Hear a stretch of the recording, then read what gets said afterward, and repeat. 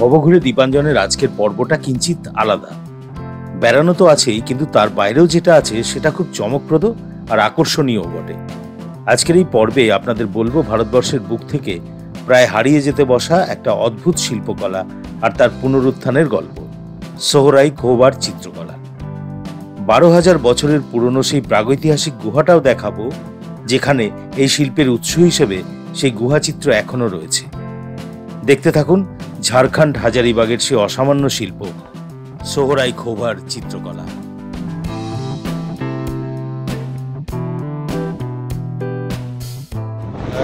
রাঁচি থেকে এই ট্রেনটায় উঠেছি, বীভৎস ঠান্ডা, যাচ্ছি হাজারিবাগ টাউন। 2 ঘন্টা মতো লাগে। Express train, Madhupur express. এই ট্রেনটা নর্মালি খুব একটা যাতায়াত করে না কেউ। হোল ট্রেনটাতে ম্যাক্সিমাম 100 জন লোক আছে, এইরকমই ফাঁকা থাকে। তো চারদিকের দৃশ্য দেখতেই পাচ্ছেন, অসাধারণ দৃশ্য।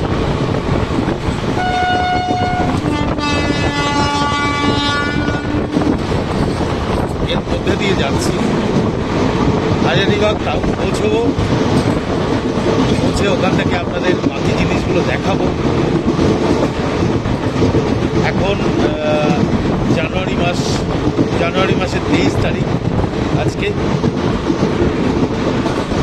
এবং এখানে অলমোস্ট 5-6 ডিগ্রি সেলসিয়াস টেম্পারেচার, মানে রীতিমতো জমে যাওয়ার মতো অবস্থা আর কি। এখানে পৌঁছতে গেলে কলকাতা থেকে হাজারিবাগ, সেখান থেকে বরকাগাঁও হয়ে ইস্কো নামক জঙ্গল ঘেরা এক গ্রামে। গাড়ি ছাড়া উপায় নেই, 2-2.5 হাজার টাকা খরচ। তবে সাংঘাতিক মজাদার বৈচিত্র্যপূর্ণ ট্রিপের জন্য এটুকু দেওয়াই যায়।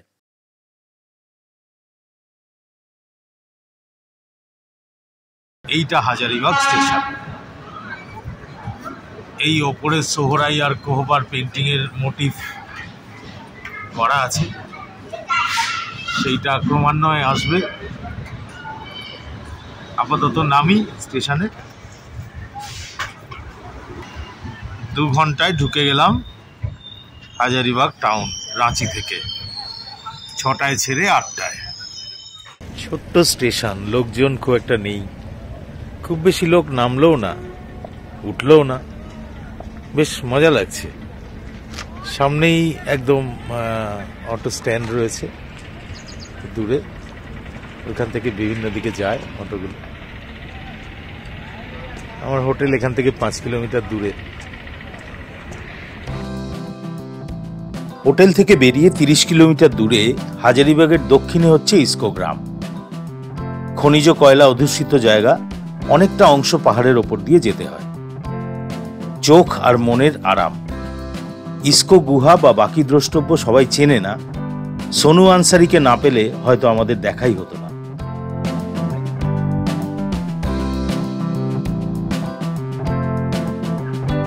একটা তেমাথার মোড়ে ইস্কো গুহার বোর্ড দেওয়া আছে।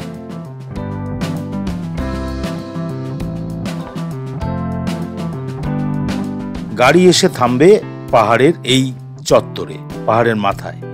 এখান থেকে উতরাই ভেঙে একটু কঠিন পথ পেরিয়ে প্রথম দেখব আদিম একটা গুহা। সেখানে অবশ্য কোনো ছবি আঁকা নেই।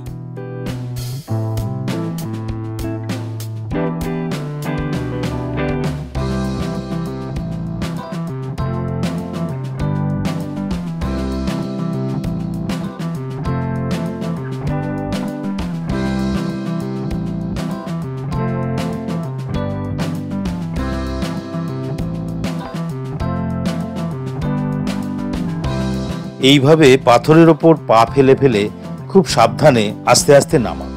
কোনো রাস্তা নেই, তবে ভয় পাওয়ার কিছু নেই, কারণ সোনু সর্বদা সাহায্য করতে প্রস্তুত।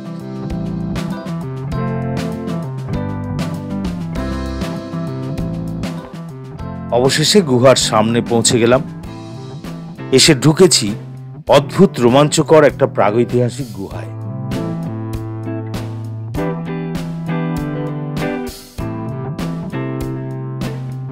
আজ থেকে 10 থেকে 12,000 বছর আগে প্যালিও ও মেসোলিথিক যুগে মানুষ এই গুহায় থাকত। ভেতর দিয়ে তীর তীরে জলের স্রোত। বলে রাখা দরকার, এই গুহা মানুষগুলোর আঁকা গুহাচিত্র ও সোহরাই খোবারের আবিষ্কর্তা হলেন পদ্মশ্রী মিস্টার বুলু ইমাম, যার সাথে পরে পরিচয় করাবো একটু পরে।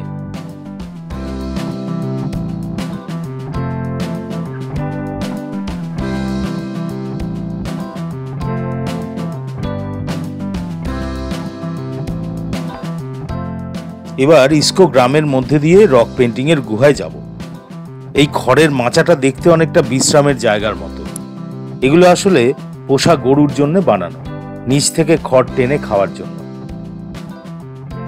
গ্রামের নিরুপদ্রব জীবন, শান্ত, কিন্তু তার মধ্যেই আছে সেই চমকপ্রদ গুহাচিত্র।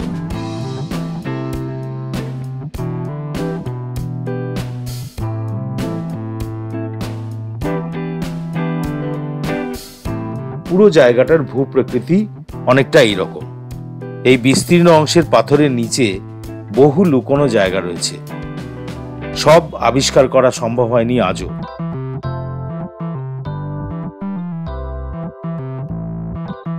অনেকটা রুক্ষ পাথরের রাস্তা কোনো ক্রমে পেরিয়ে যেখানটায় এখন পৌঁছলাম, এটাই সেই কাঙ্ক্ষিত গুহাচিত্রের জায়গা। এখন এই পাথরটা থেকে বিচ্ছিরিভাবে হাঁকড়ে বাঁকড়ে নিচে নামতে হবে।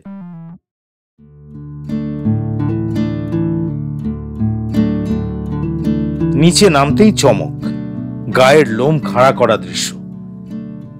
8 থেকে 12,000 বছরের মধ্যে মিসোলিথিক যুগের মানুষের আঁকা দেয়াল চিত্র। অদ্ভুত সব মোটিভ রয়েছে এখানে। এই দেয়াল চিত্র থেকে যুগান্বয়ে ক্রমশ তৈরি হয়েছে সেই অসাধারণ সোহরাই আর খোবার চিত্রকলা।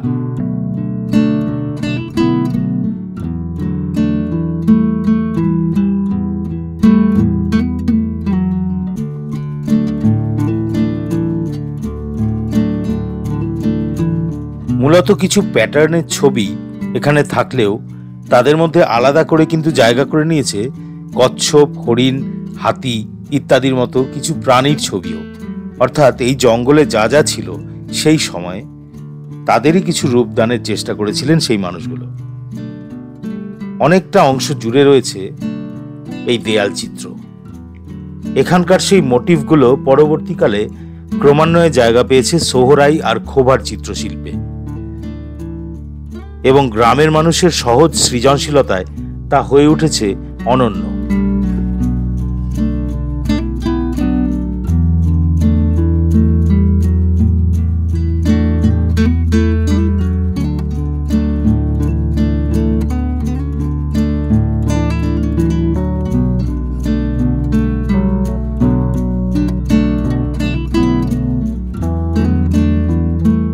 এখানে দেখুন একটা মানুষের মতো অবয়ব, যার মাথাটা আবার ফুলের মতো। ওপরের দিকটা খনিজ জল পড়ে পড়ে ক্ষতিগ্রস্ত হয়ে গেছে। এই গুহাটার দেয়াল ওপর থেকে নিচ পর্যন্ত কার্ভড, তাই সরাসরি বৃষ্টি বা ঝড়ঝাপটার হাত থেকে দীর্ঘদিন ধরে বেঁচে গেছে ছবিগুলো। কিন্তু তা সত্ত্বেও একটা অংশ আর কিছুই অবশিষ্ট নেই।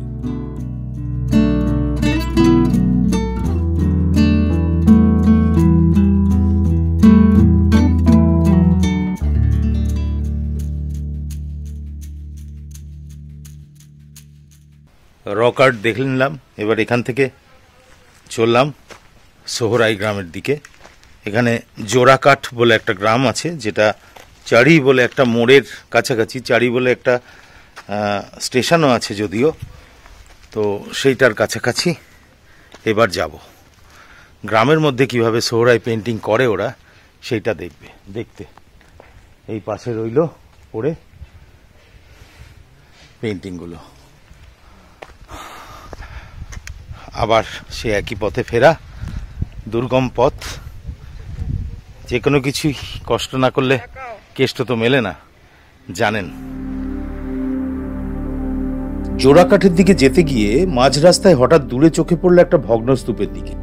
ব্যাস, আমায় আর পায়কে নেমে পড়লাম। ভাগ্যক্রমে গ্রামের এক বয়স্ক মানুষকে পেলাম, যিনি আমায় নিয়ে চললেন ওই টিলারও। আর যেতে যেতে যা শুনলাম তার তুলনাহীন। 400 বছর আগের 1642-এ ছোটনাগপুরের নাগবংশী সাম্রাজ্যের রাজা হিম্মত সিং গড়ে তুলেছিলেন বাদন নামে এই জায়গায় তার প্রাসাদ আর কেল্লা, যে ইতিহাস আমি তুলে ধরেছি বিগত পদ্মা প্রাসাদ পর্বে। ওপরে রাই বাটন থেকে তা দেখতে পারেন। যাই হোক, এখন আমি রয়েছি সেই হারিয়ে যাওয়া কেল্লার ওপর, মাটি থেকে প্রায় 300 ফুট ওপরে।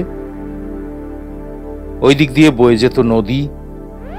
পরে রাজা দলেল সিং, মানে পরবর্তী রাজা, এই রাজধানী সরিয়ে নিয়ে যান রামগড়ে 1800 শতাব্দীতে, যা পরে রামগড় রাজ হিসাবে পরিচিত হয়ে যায় গোটা ছোটনাগপুরে। সত্যি কথা বলতে কি, আমার ভীষণ কষ্ট হচ্ছিল যে এমন একটা দীর্ঘ ইতিহাস আর তার স্থাপত্যের চিহ্নগুলো জাস্ট এইভাবে মুছে দেওয়া হলো। কেউ রক্ষা করতে এলো না, কেউ জানলো না পর্যন্ত যে এখানে এত বড় একটা রাজপ্রাসাদ ছিল।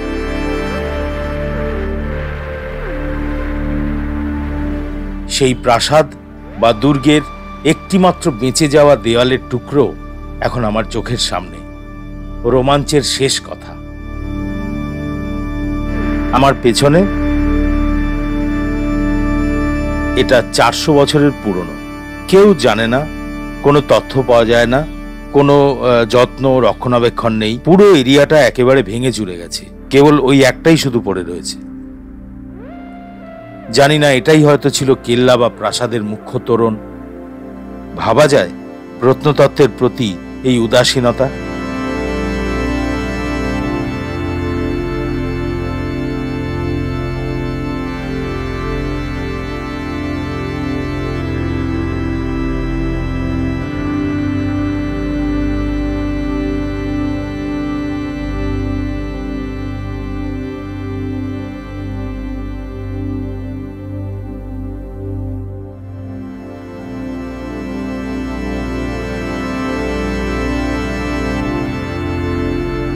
দুদিকে মিনারে ওঠার দুটো সিঁড়ি ছিল, কিন্তু তার এতই ভঙ্গুর অবস্থা যে উঠতে গিয়েও পুরোটা উঠতে আর সাহস হলো না। মাঝপথ থেকেই ফিরে আসতে হলো।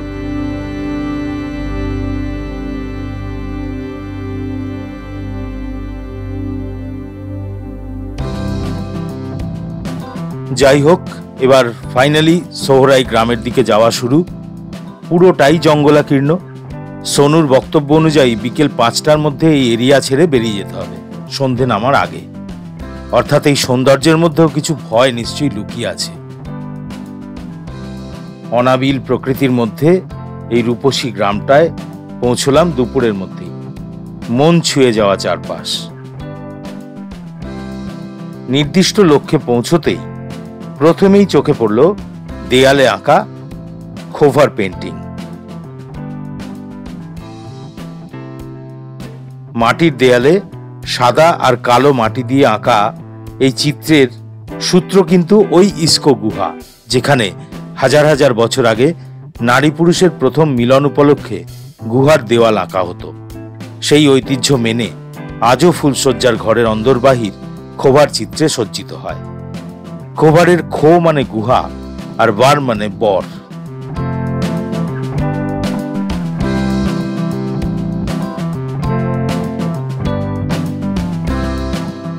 এইবার যার বাড়িতে এসছি সেই অনিতা, তার ঘরের মধ্যে ঢুকছি।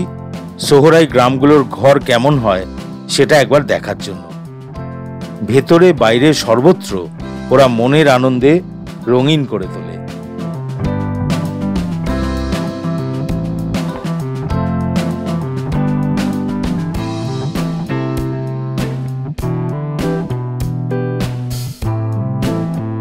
একটা জিনিস দেখাই,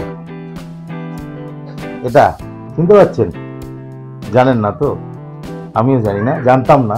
ঝগড়া বলতে হয় ইসকো, আমরা যাকে কুয়োর কাঁটা বলি। অনেক আগে ছোটবেলায় আমাদের বাড়িতেও ছিল। কুয়োর মধ্যে যখন বালতি পড়ে যেত তখন একটা কাঁটা দিয়ে সেটা তোলা হতো উপর থেকে। এরাও তোলে। অনেকগুলো কাঁটা করা আছে, হাইলি ইন্টারেস্টিং।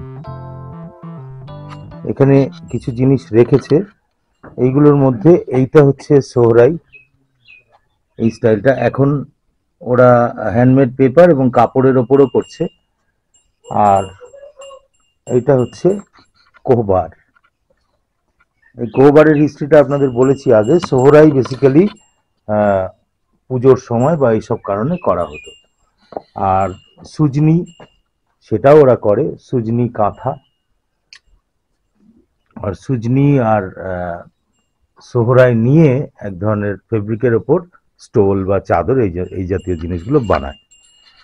অনিতা এই জিনিসগুলো মানে आप ये बनाते हो कैसे, ये जो पेंटिंग ये बनाते हो कैसे? जैसे हम लोग सबसे शुरू में दीवार में बनाए थे। अच्छा। तो दीवार में बना बना के देखे, ट्राई किए तो हाँ। वहाँ बनने लगा। तो जैसे जिस आते थे ना, तो वही हजारीबाग में पूरा प्रचार किए। तो अच्छा। प्रचार करके हम लोग को बुलाने भी लगे कि इस चीज में जो पेंटिंग आप बनाए हैं दीवार में, हाँ। तो चलो हम लोग बनाएंगे अपना घर में भी, और ये वाला का मतलब विदेश पहुंचाएंगे। तो हम लोग तब हेलमेट पेपर में हम लोग फिर चालू कर दिए। अच्छा। बनाने के लिए तो बोले कि ठीक है, हेलमेट पेपर पर बनाए, कैनवास में भी बनाने लगे। फिर झोला हो गया जूट में, ये झोला वाला। हाँ, तो उसमें भी बनाने लगे। दुपट्टा हो गया तो दुपट्टा में भी बनाने लगे। अच्छा। फिर ये सुजनी वाला ये भी, हटाइए ना थोड़ा। सूजनी वाला भी बनाने लगे। सब हर एक चीज में हम लोग मतलब सोहराय और ऊपर पेंटिंग बनाने लगे। ओके। तो ये जो सोहराय जो बनता है ये तो और कोहबर जो बनता है ये तो मिट्टी से बनता है ना? हाँ हाँ, कोहबर पेंटिंग मिट्टी से बनता है। मिट्टी से। हाँ, तो इधर का जैसे काली मिट्टी 2 कोट दे दिए। हाँ। उसके बाद सफेद मिट्टी दे के, हाँ। उसके बाद कंघी से हम लोग के पेंटिंग करते हैं। अच्छा, कंघी से उसको घिसते हो ना? हाँ अच्छा।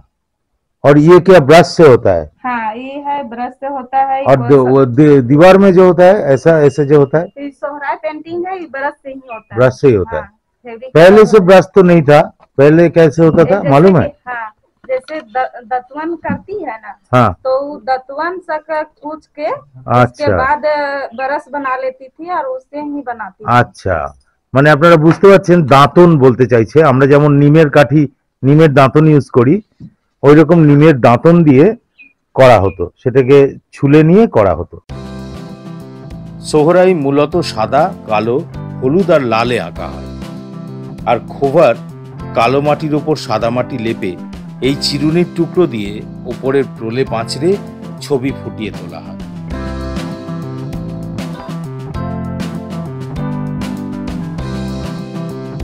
সন্ধে হয়ে আসছে, আজকের মতো জঙ্গল ছেড়ে বেরিয়ে যাচ্ছি। রাতটা থাকবো হাজারিবাগ টাউনের গুরু নানক হোটেলে। জানতে পারলাম এখানে 14-15টা উপজাতির আলাদা আলাদা গ্রাম আছে, যেখানে প্রত্যেকেই সোহরাই খোবার আঁকে, তবে তাদের স্টাইলগুলো ভিন্ন।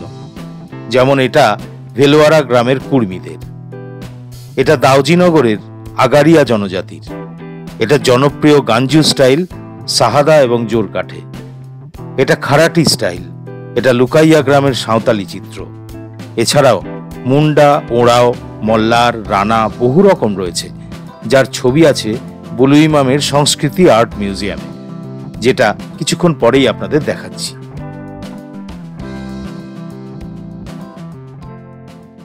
এই হচ্ছে হোটেল গুরু নানক প্যালেস, একদম হাজারিবাগের ওল্ড বাস স্ট্যান্ডের ঠিক উল্টো দিকে, আয়কর ভবনের উল্টো দিকে। ভালো, বিশাল চত্বর, ঘরের মানও ভালো, মোটামুটি ডাবল বেডরুম, 3 জনের মতো থাকার ব্যবস্থা 1000 টাকায় হয়ে যায়। আমরা অবশ্য 850 টাকাতেই পেয়েছি। পরের দিন সকালবেলা আমরা চলে এসেছি বাস স্ট্যান্ড থেকে 3 কিলোমিটার দূরে সংস্কৃতি আর্ট মিউজিয়াম।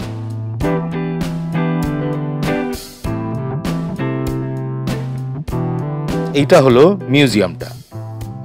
বুলু ইমাম এই আবিষ্কার ও এই শিল্পকে পুনরুত্থানের জন্য ভারত সরকারের কাছ থেকে পদ্মশ্রী পুরস্কার পেয়েছেন। এছাড়াও তিনি বহুগুণ সমৃদ্ধ মানুষ। তার পারিবারিক ইতিহাসও চমকপ্রদ, যা বিস্তারিত এখানে বলা অবশ্য সম্ভব নয়। ওনার বয়স হওয়াতে বাকি সব কাজ তার 3 ছেলে দেখাশোনা করত। তার মধ্যে জাস্টিন ইমাম সম্প্রতি মারা গিয়েছেন।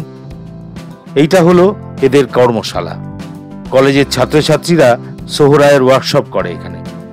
মাটির রং গুলে রাখা আছে। গ্রামের মহিলারাই আঁকছেন কমার্শিয়াল প্রোডাক্টে। এদের কর্মসংস্থান করেছেন ওনারা।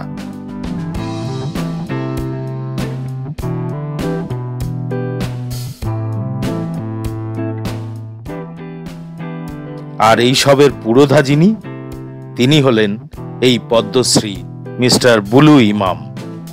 বহু অভিজ্ঞতার সাক্ষী, জ্ঞানী এই মানুষটার সান্নিধ্যে সারাটা দিন থেকে অনেক কিছু জানতে পেরেছি। একটা ফ্রি টিপ দিই, 1,500 থেকে 2,000 টাকায় ওনারা সারাদিনের ওয়ার্কশপ করান। সেটা কিন্তু একটা সুন্দর অভিজ্ঞতা, সময়টাও কাটবে সারাদিন ধরে ওনার সঙ্গে। এই হলো সংস্কৃতি আর্ট মিউজিয়ামের ভেতরটা।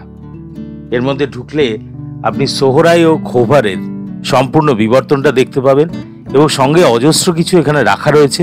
বহু পুরনো অরিজিনাল পেন্টিং রাখা রয়েছে, এবং তাছাড়াও বহু তথ্য ওনারা এখানে যারা আসেন তাদের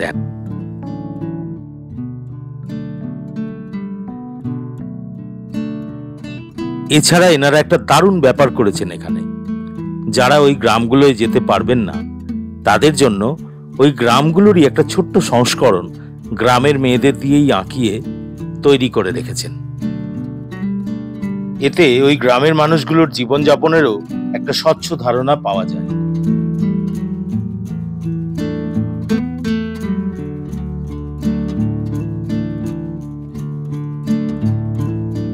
বিভিন্ন ঘর ঠিক যেমন ভাবে ওরা থাকে, যেমন ভাবে ওরা আঁকে, ঠিক সেইভাবেই এখানে রেপ্লিকা তৈরি করা রয়েছে। যেমন এটা একটা রান্নাঘরের মতো জায়গা, তার মধ্যে খোভারের পেন্টিং রয়েছে।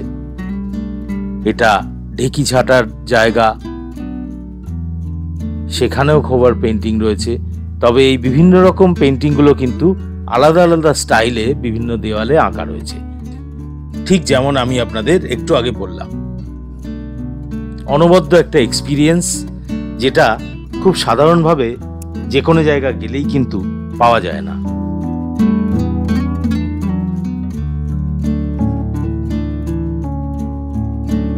পর্ব শেষ করব মিস্টার ইমামের ঐতিহ্যপূর্ণ শতাধিক বছরের পুরনো ঘরটা দেখিয়ে।